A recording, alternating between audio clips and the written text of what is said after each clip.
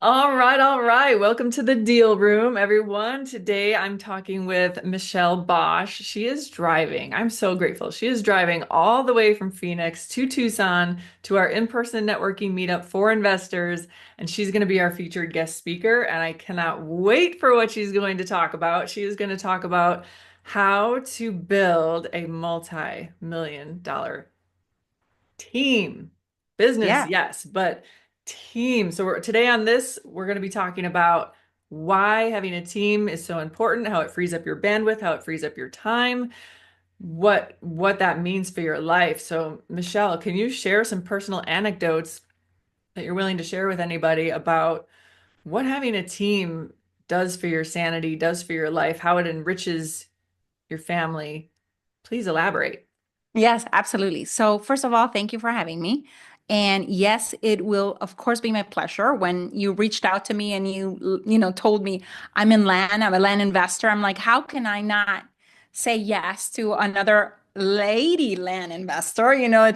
There's some of us now, out there doing the work. And I'm very excited to see that because, when I got started, there are not very many ladies doing dirt. So I'm excited to share, really We will not get just to that. We're going to ladies, but start, we're going to talk about your journey and how you got to where you are, hopefully. yeah, with everyone. But yeah, team for me has been one of the biggest breakthroughs. And I think the part of it is, I feel like I am an accidental leader. That's not what I set out to do. I set out to replace my job I know, but you're eventually. a natural born teacher, though, and you're a natural born connector. So, I mean, don't sell yourself short there, but go on, go on. I don't want to interrupt Yeah, you. so yeah, I started as someone that wanted to replace my income that was incredibly unfulfilled, with the time, energy, and effort that I was putting into my job and the paycheck that was coming out on the other end. What And was your so job? I was a financial analyst for a Hmm. company out in Illinois. I also worked for Motorola, I mean, that company is actually not even existent anymore. Um, they're they went obsolete, they're gone.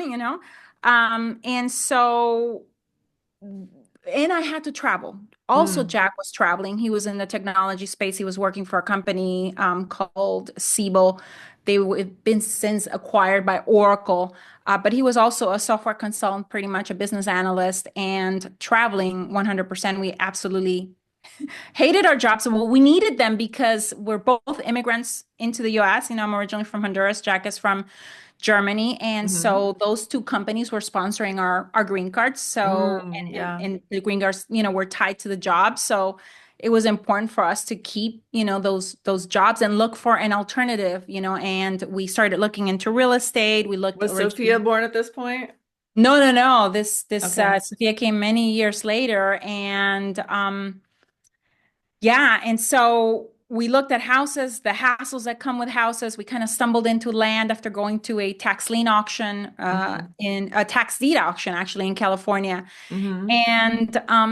and we figured out that there's a lot of people out there that don't want their pieces of land that are going for auction, and we're like, okay, these people have been delinquent for 5 years. What if we could get to them before they're so delinquent that they're about to lose them? Yes. And so that's kind of like how our land profits method started. We contact sellers directly of vacant land. We make them an offer.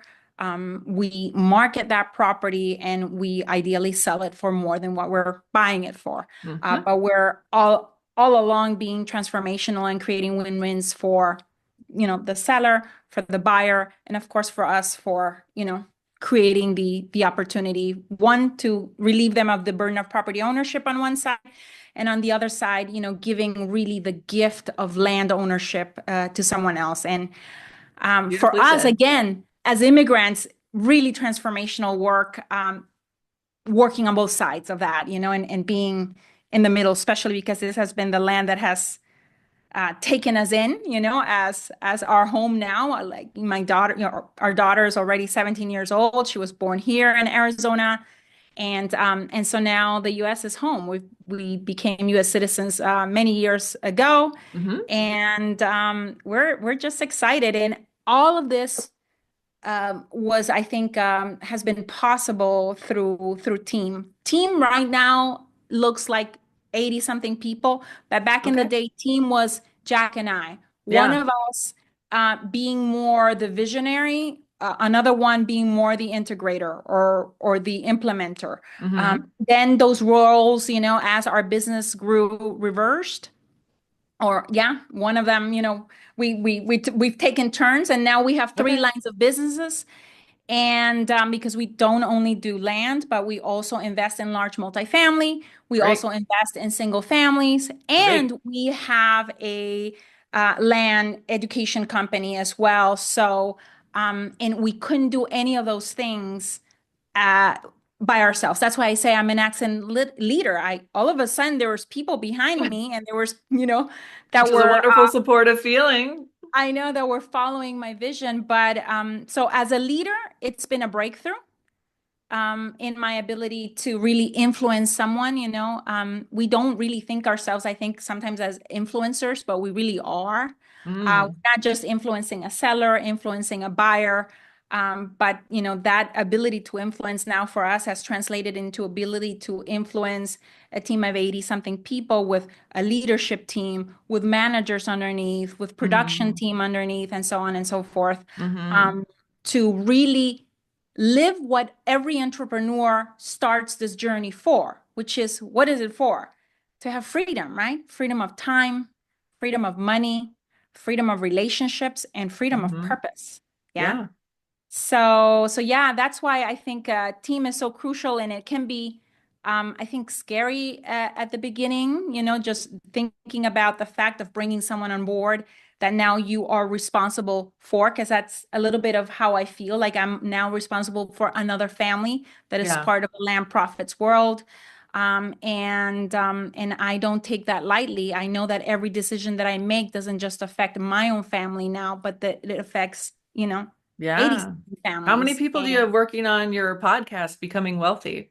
How many people work on the on podcast? becoming wealthy, I think there's just our editor, producer, and then our gal that does all the scheduling and the posting and so on. But she doesn't just do it for me, but she also does it, for Jack's podcast as well. And she also helps in the marketing department. So everyone wearing, a few different hats. And even though we're a bigger team across these, three lines of business, we still haven't really let go of that scrappy startup attitude, even though Uh-huh. we're now very sophisticated in terms of our processes, systems, Yes. infrastructure, technology.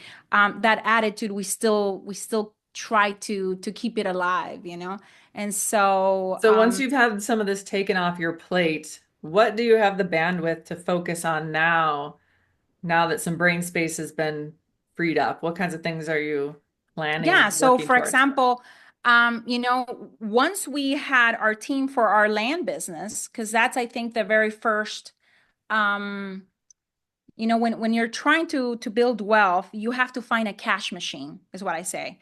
And so the land business has been our cash machine. And once that cash machine had been scaled, and maybe I need to explain, when I talk about scale, there's two ways to scale. Okay. So there's the scaling of your business model, which is how many deals can you find, or how many customers can you acquire, lead gen, Mm-hmm. and on the buyer side as well. So that's one aspect of scaling, but Mm-hmm. that's scaling the business model. But you also need to scale your company. And when I talk about scaling the company, I'm talking truly about team and the people behind, Mm-hmm. um, uh, doing that. So yeah. So what that has allowed us has been the ability to now have, I would say, head to each of those horses that give us the opportunity, for example, to now roll over some of the profits from the land biz, start investing in single families, Yeah. start investing in multifamily, Yeah. and Other people's teams deals, your now, deals? yeah, and now say that again. Other people's deals or your deals? Our deals. Okay. And so now we now have this other team that allows us to, For example, we have over almost 1,000 units on the multifamily side, but we run Okay. that business in about 1 to 2 hours. We have property management, locally in each of the 5 markets, a Okay. regional director. So you're in five We markets. we Okay. have our asset manager that meets with each of these regional directors and each of the property management companies. Mm-hmm.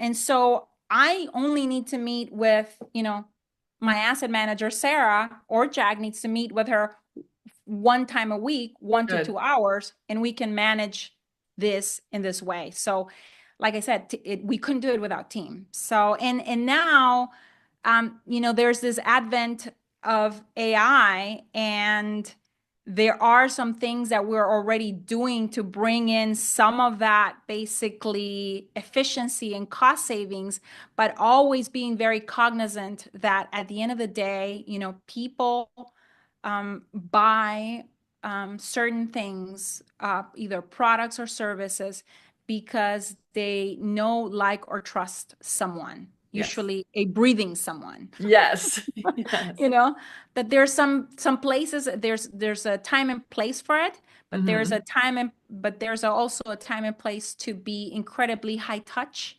Yes. in order to still bring and deliver amazing service, especially in a in a time in business where there's so much deterioration of trust, Mm-hmm. from everyone. It's Yeah, if you're not buying just land online, that's exactly. I'm like, are you in the United States? Are you a real person? Is this real land? Is this even real? So you Exactly. Are you a have to scam? ease There's people's minds. Can I ask exactly. about the land business? Because a while ago you said you were trying to sell 600 properties per year. Did you hit that goal? What is Yes. So we have, and again, when we talk about scale, when we started scaling with volume, and Yeah, and it was about flushing out, 150 to 200 properties a quarter.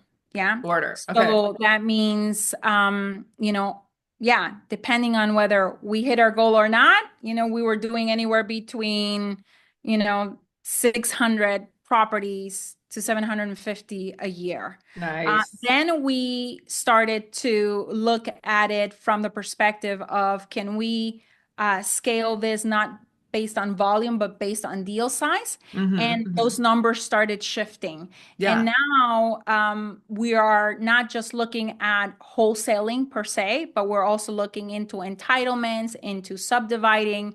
And those are projects that take a little longer. There's not this right. incredible velocity that comes with wholesaling, that take a little longer, but that are much, much bigger deals.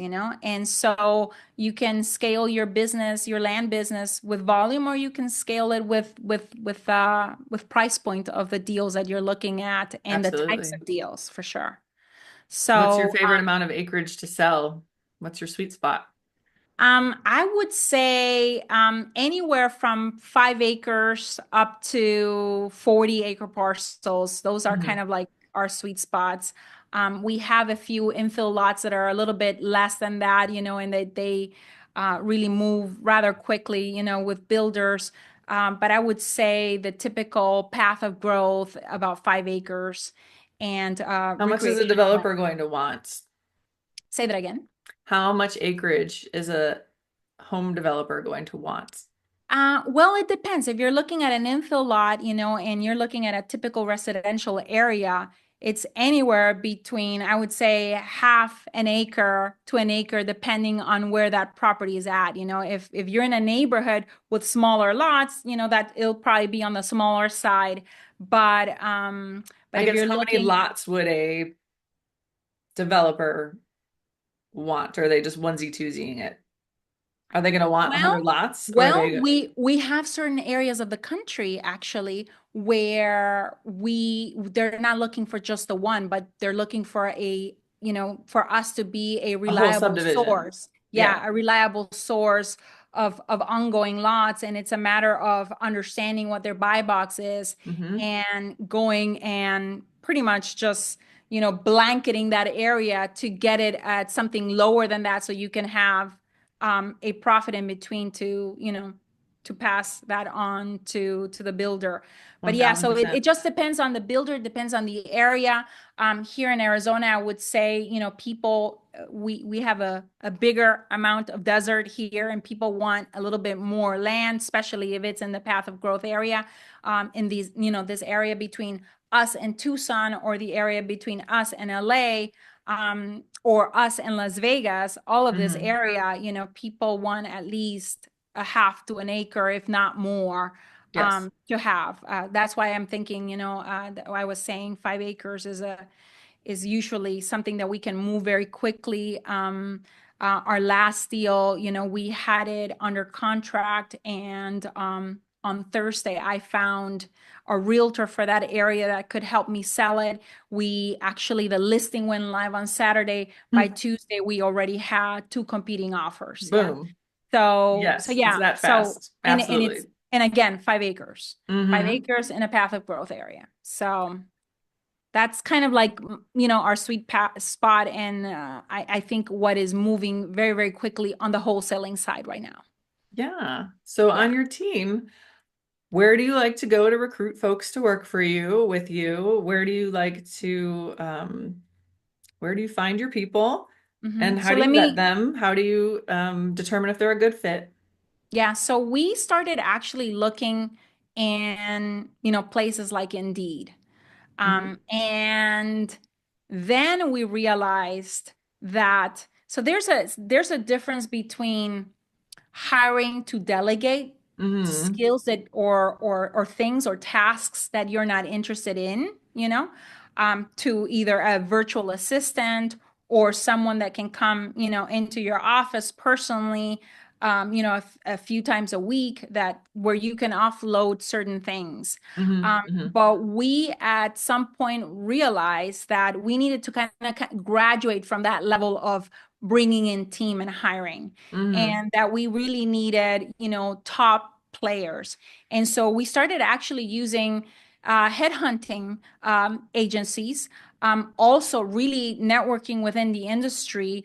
That's how I found, for example, our VP of marketing, now our VP of sales. Our VP of sales came from a direct referral from another friend, another business owner, basically, that had experience with her.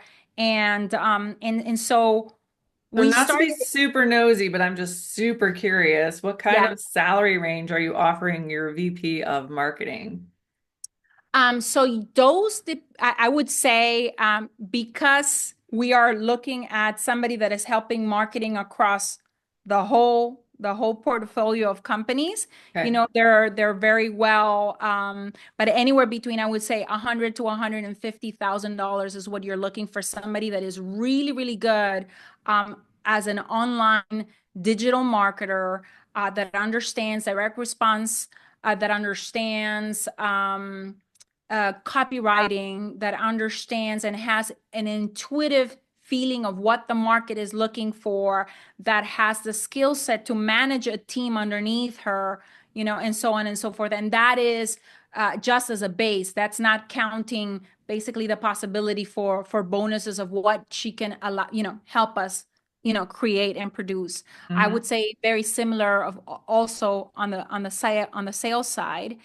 And of course, with the upside potential of that person also selling themselves and closing themselves and having, commission income as well, in addition to a base salary. Hmm. So we went from basically hiring what I would like to call production people, where we would be delegating tasks, to Hmm. really understanding that that's not how we were going to have the freedom of time that we wanted.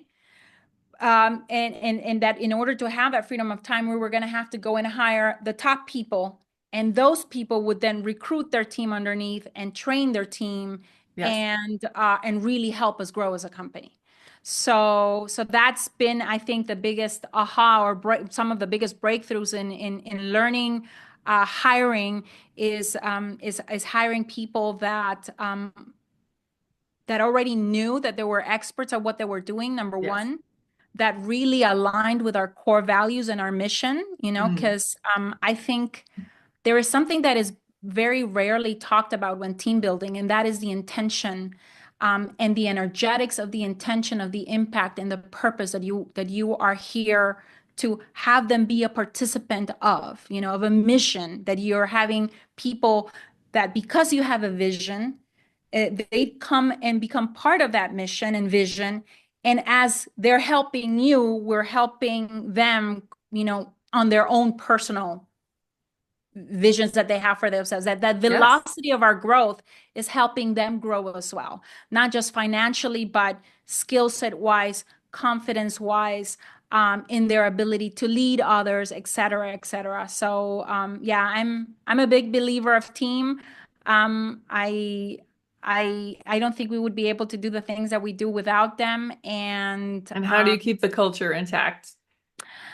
I think that comes with, again, hiring top performers, um, uh, people that understand that if we have a weak link, we need to understand why there is a weakness there. Is there something happening at home?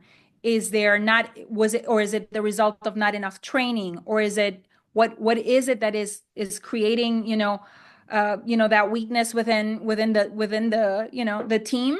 And try to basically support that individual. And if that is not enough, that perhaps, that team member unfortunately is not an A player, that if Mm. if you start taking out all the factors that could be the reason for someone, because nobody, I think, wants to disappoint you ever. If whenever when you are, as a, I think, as a manager, as a leader, disappointed by someone, it's because it's never intentional.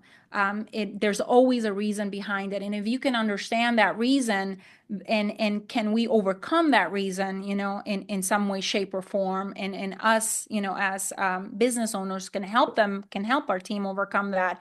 um, it's a game changer. Yeah. So yeah, I would say that. Absolutely. Yes. Because they become like family. I mean, you're Yeah. talking to them every single day almost. It's a blessing to be able to hire people to work virtually so that people can Yeah, and we're be 100% providing work from virtual. home jobs. That's really Yeah. important. We're 100% virtual. Even our local team here in Arizona, which constitutes of our accountant, our asset manager, another person in technology, our producer, um, and our assistant. I mean, that's about it. Everyone else is East Coast, West Coast. Actually, some of them are even international, in Germany. Great. We have a few VAs in the Philippines as well. I think some programmers in Mexico, some others in somewhere in Eastern Europe. Yeah, we're pretty much all over the place. Let's talk about your online event that you've got coming up and then your in-person event that you have coming up next month. Let's start with Monday the 17th. Let's tell folks what's going Yes. on Monday the 17th of So Monday the February. 17th is it's basically I think, I believe it's an online event, 3 days. Like I was telling you earlier, I'm not even hosting, some of our team members, our coaches are hosting that event, and it's basically on our educational side. We are teaching for, during 3 days, how to get to your first land flip. Yeah. And pretty much all things that have to do with acquisition, lead generation, um, due diligence, how to make offers, how to get more offers accepted, how to market the property, how to close on the property, the different financing structures, that you could do in order to, be able to dispose of the property, and sell it quicker. And so that's basically what we're going to be doing over 3 days, and we're excited for that, because it gives us an opportunity to really, um, we do actually pay traffic. It's not just the people in our community that are Mhm. invited to that, but actually new people that we want to basically help really transform their lives, from being corporate professionals to having the freedoms that we're now experiencing. We try to, um, you know, uh, when we're helping someone scale their land biz, we've done all the mistakes and Yeah. done all the trial runs. And so we try to help them actually build a business that is freedom based and that puts their family first, you know? And how Yes, can you and we Jack both are so generous with your knowledge, time, and information. Absolutely. It's unbelievable. Thank you. So yeah, so that's what's coming up on in February. We are also doing an in-person event in March in Orlando. Hmm. I think that that's a landflippinglive.com is where people could go register. Perfect. And that is the weekend, I think the second weekend in March, The 14th. March the 14th, 15th, and Hmm. 16th. And what is special about that event is um, it's our last one, actually. Why It's did our you last, decide that? and it's our last. We decided in summer of last year. Jack actually went on a pilgrimage called the Camino de Santiago, and we decided that we wanted to simplify, you know, in Mm, spite of doing all the things that we're able to do through team, yes. we wanted to simplify certain, you know, certain aspects. And so we have usually two of those events happening a year, in addition to an additional two or three events that happen for our mastermind, for our land mastermind, for people that are already advanced in the land space. We Hmm. also have in-person events. And so those are a little bit smaller, more like 50, 60 people are versus the one in, you know, like the one that we're having in March, that is usually two, 300 people. And so we're trying to uh, really spend our time, Jack and I, our personal time with a little bit more of the advanced students, the people that are committed, that are doing this As you day in and should. day out. And I'm so and then excited that you've reached that level. So tell me, so yes, you've got your daughter's education that you're a very, very, very big part of.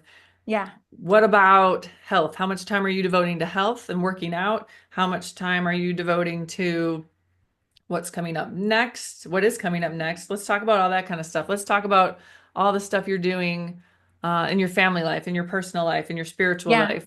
Yes. So in my spiritual life, I'm actually part of a mastermind of women, business owners, Okay.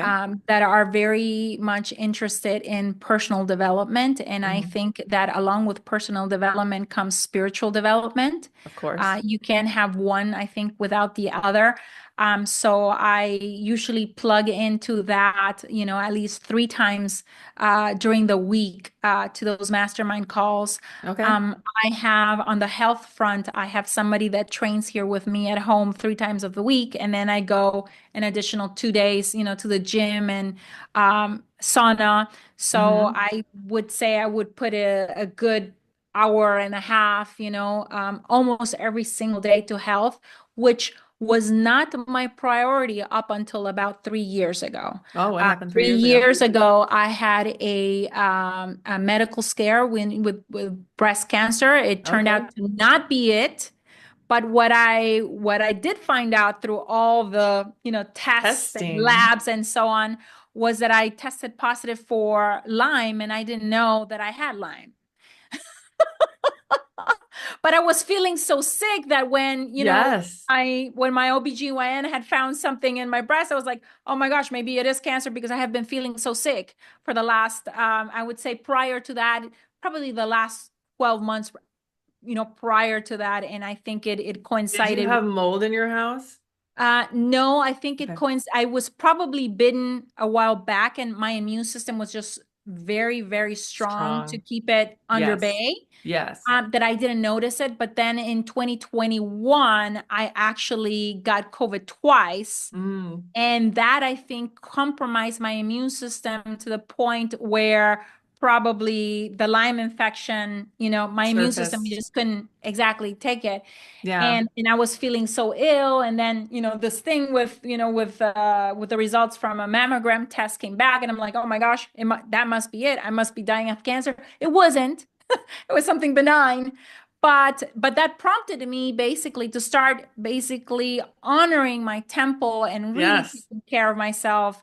And so I usually now, like I said, that was not a priority. I still had that person coming 3 times a week, but Yeah. now I'm adding the additional 2 days. I'm walking in the evenings. I'm Okay. doing sauna for detoxification. Yes. I'm really good at my supplements, which before I'm like, if I would take a multivitamin, Mm. once a week, I would Ah. consider it like, whoa, that's that was a win. But now I'm like every single day, Yes. twice a day, making sure all the supplements that are in. I hired a nutritional coach also, Good. because I am no spring chicken anymore.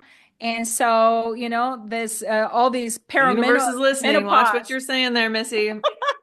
all these perimenopause symptoms started, showing up. And I'm like, okay, how can I now really pair the nutrition with the working out so that I Hmm. can really start uh, not just maintaining, but really But building having optimal muscle. energy levels so you can keep Exactly. And going. building muscle for longevity, for when Hmm. I'm 70, for when I'm 80. And, Yes. I was talking to my doctor and he's like, the difference between someone that can walk and cannot walk is about 5 pounds of muscle. That's it, between basically not being able to walk in your 70s and 80s. So I'm like, oh my goodness, before I run You've out of got all my time. beautiful hormones that help me produce muscle, let me let me start working on this, because Yeah. I want to show up for that in the best possible way. So that's kind of like what's happening on the personal side. Yes. Usually time for reflection, or thinking time at least once a week. I do have our podcast that I co-host with Sophia, I love it.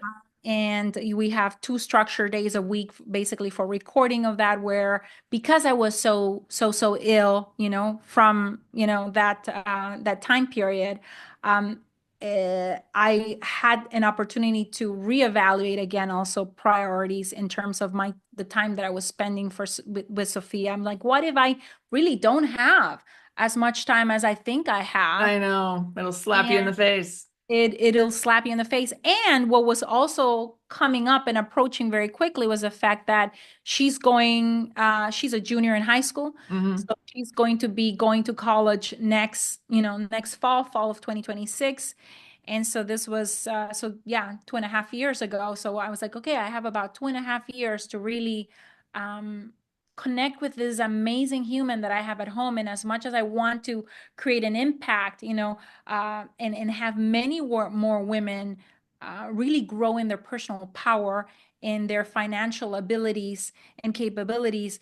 Right now, the most important woman in my life, is this little woman right here that I have at home, that I can really pass Hmm. on wisdom of the things that I have done wrong, the places where I wish I would have done things different, Hmm. and basically show her what has worked best for me in my journey as an entrepreneur, as a woman that can say with confidence that is a creator versus a spectator of her destiny and her life and the reality that we live in right now.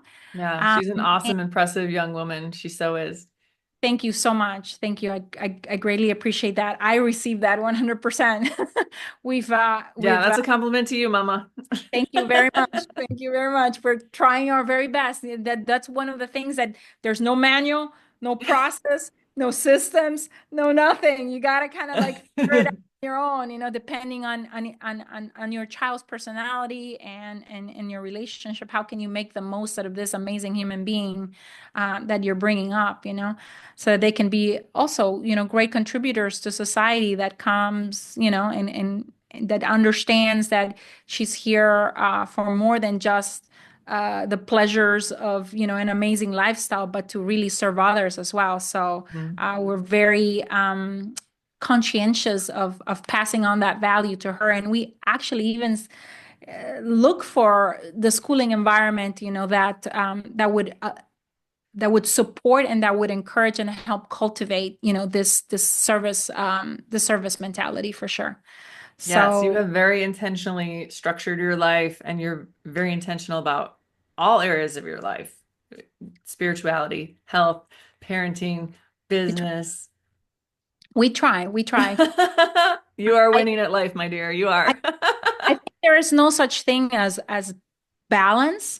Uh, No, I one area is I gonna I Be try to pedal to the metal for a while. Yeah. I try to focus on just living a full life. And like I said, there are times in my life where I wasn't putting as much effort on health, and now I'm like, Hmm. okay, I'm putting it. But I had wins in other categories.